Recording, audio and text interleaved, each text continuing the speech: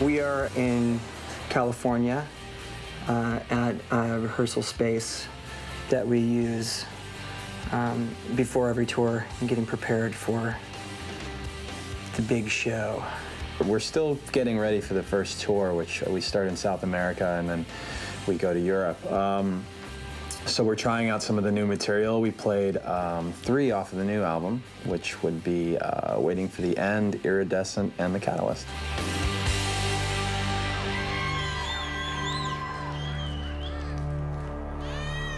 All right, guys. Let this be the catalyst of a great touring cycle. All right. The awkward, like, nope, that's all I can. Right back in. I can't. Like we never missed a day. Yep. It's just right back to where we were when we left the tour off the last time.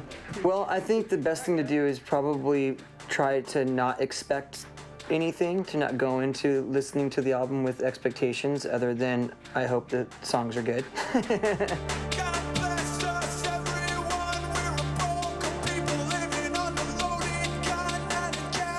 It's tough for me to tell people what to expect when it comes to this album because, you know, I think the music always speaks for itself, and part of me doesn't want to ruin any surprises. You know, I don't want to tell people it sounds like this or it sounds like that because it's filled with different concepts and lots of layers.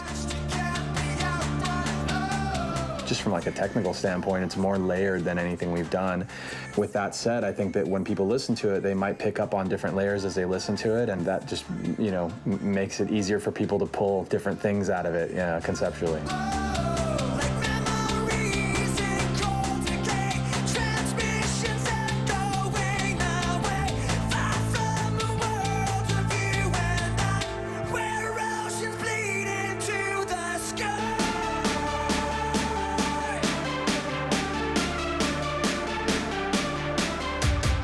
I think is the most mature album we've ever made. I think that it's the most challenging record we've made.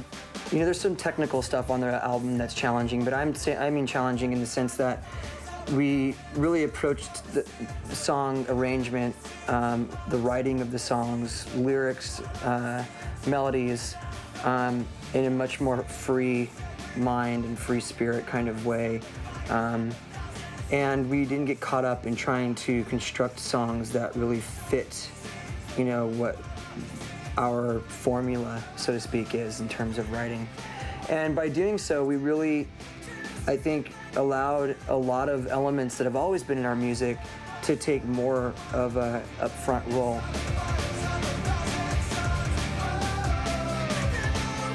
A lot of the songs are very beat-driven. A lot of the electronics that may have been textural in the past are sitting up front, and the guitars and a lot of songs are very textural instead.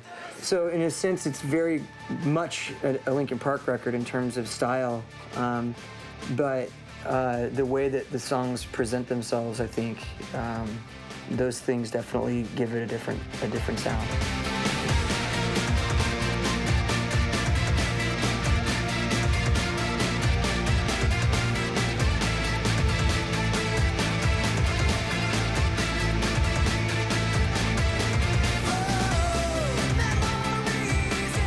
The reason why I think The Catalyst works as a lead single is that it definitely offers up a different taste of Linkin Park.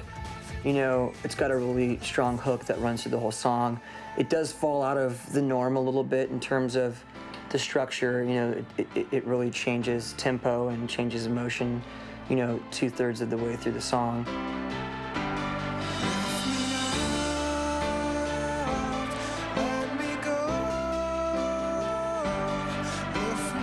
There's not really a chorus, really, you know. So it's not a good representation of the album as a whole. It's a good representation of where the band is at in terms of our taste and our style now. But it's kind of, I would liken it to picking a chapter in a book and reading the chapter and then going, oh, I know what the whole story is. You can still pick songs out as individual tracks that you like and listen to them that way. But the album really is very intentionally made to be listened to as a whole from beginning to end.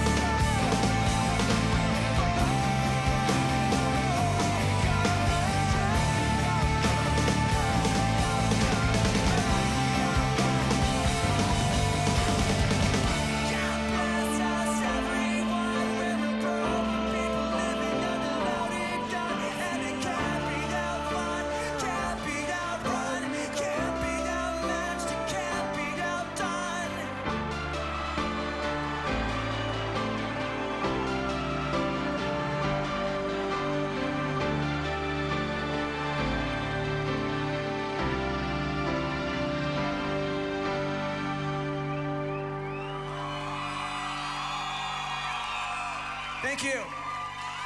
Much to our satisfaction and also surprise, you know, even though each song has its own theme and its own, intended kind of underlying story that developed as we wrote the song, the songs actually, when they're played all together, they really do tell a story. And that was kind of something that I think was a happy accident. When we found the magical order of putting these songs on the album, it turned out that there was a really human type of story, a real struggle being told. And it really feels like, you know, we intentionally made this album as a concept and really had a premeditated idea.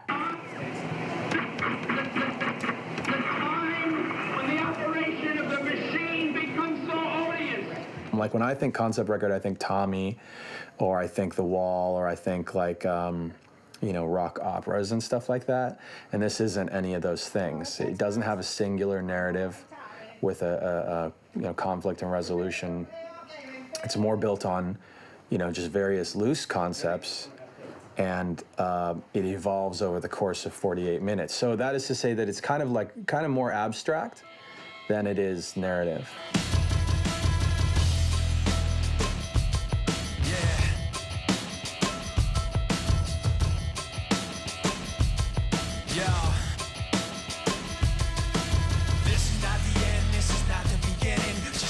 Like a riot rocking every revision, but you listen to the tone and the violent rhythm, and the words sound steady, so empties within. 10 years ago, I was 24 years old, and I was full of, this really intense energy.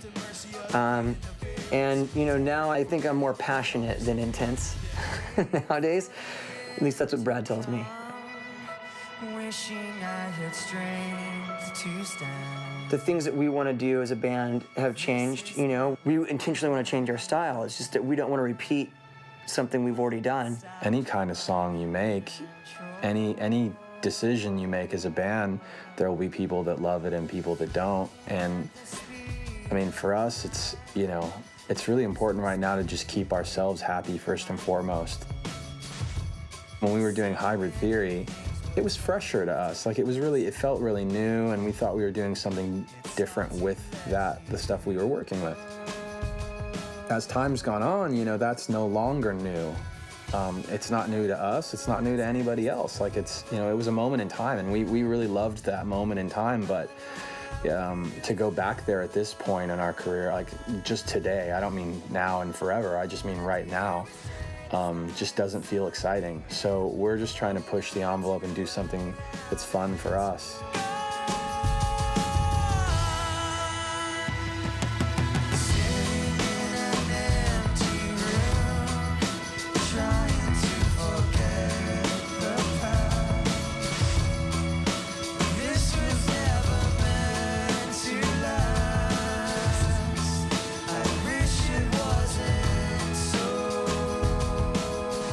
I think it's definitely important to us to really kind of force things in a new place, because it's easy to fall back on things that are comfortable, Oh, we want a heavy chorus. Let's grab the 7-string and throw some killer distortion on that, and it'll be big. That's just like everybody goes to that thing. So how do we accomplish that big release, that big payoff, without falling back on those things that we're so used to falling back on?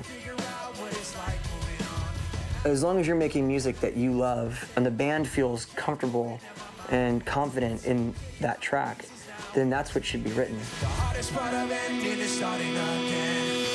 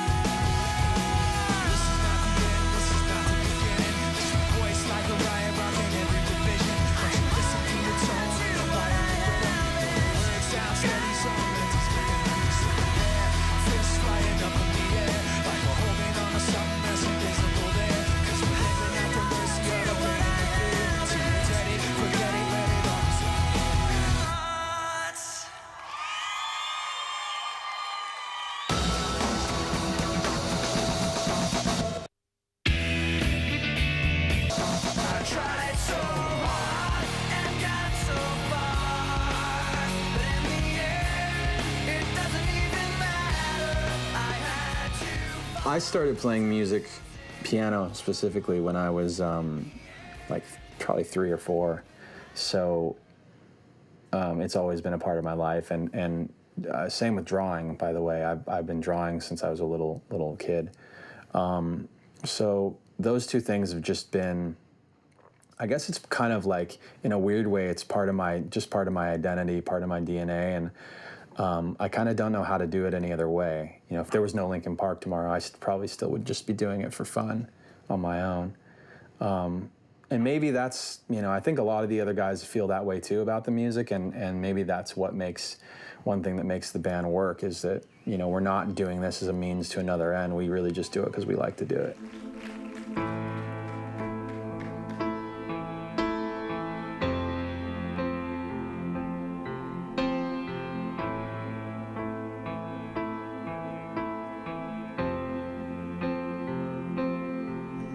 Standing in the wake of devastation,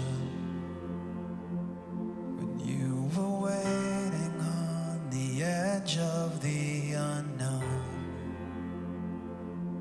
and with the cataclysm raining down, insides crying, save me now. You were there, impossibly alone.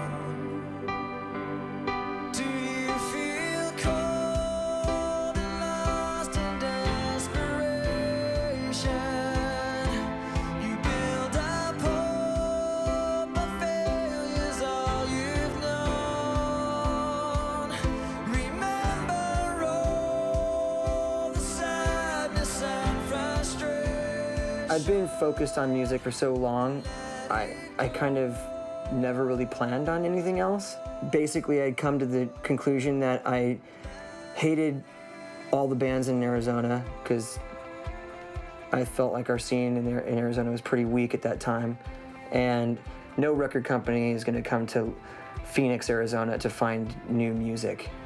So I was like, okay, I need to actually like pay my bills and think about like being like what in my opinion would be normal, like a normal 9 to 5 and plug away. And that was like super depressing, you know. I knew when I got the tape with these kids making this music that was really awesome, and they needed a singer, and I looked at my wife at the time, Samantha, and I was like, this is it. Like, I'm gonna go quit my job and move to California.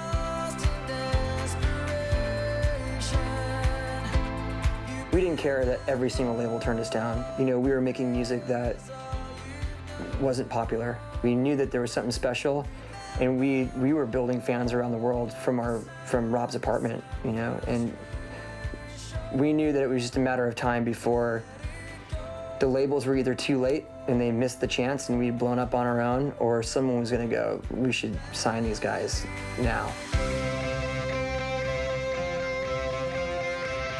There was a part of me that smirked when Hybrid Theory went diamond in the US. I was like, the record that no one wanted to make has sold 20 million copies around the world, you know? Ha! You know, there's a little piece of you that likes to poke the bear a little bit.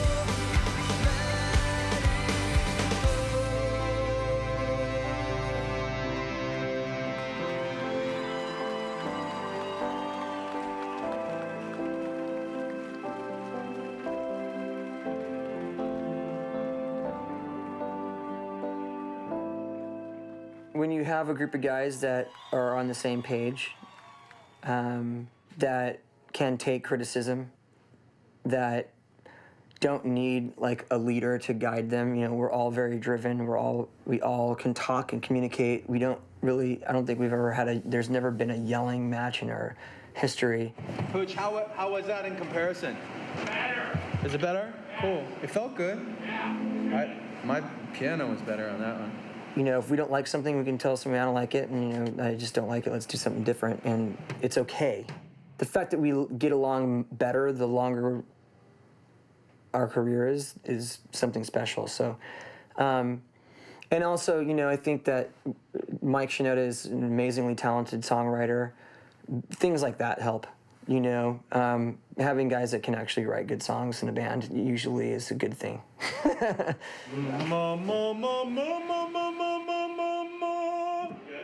We're really lucky that we all kind of came together this way.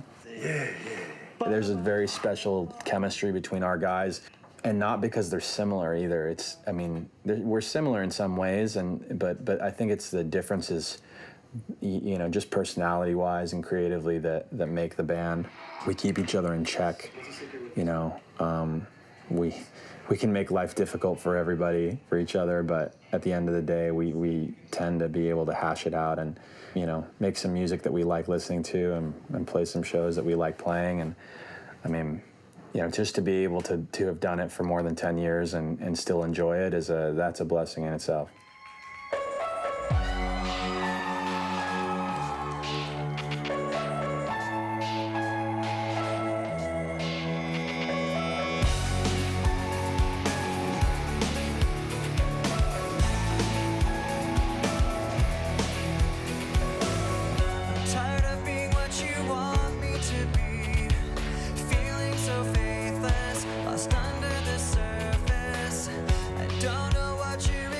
We dreamed of success, you know, not in the way that we've gotten it. Our success has far surpassed any of our ideas of where we could have possibly gone. It's just amazing to stand on stage and look out and see a whole crowd of people just like jumping in unison and like singing their hearts out. That's what, I mean, where else in the world, karaoke bars don't count, but where else in the world do people go and just let go so completely than at a rock show?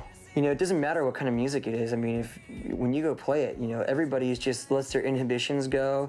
They're out there singing at the top of their lungs, being passionate. You know, some people cry when their favorite song comes on. Other people, you know, rip their clothes off and throw them at you, and, you know, light bonfires and get dirty and just human soup down there. Like, it never happens anywhere except in music, and that's beautiful.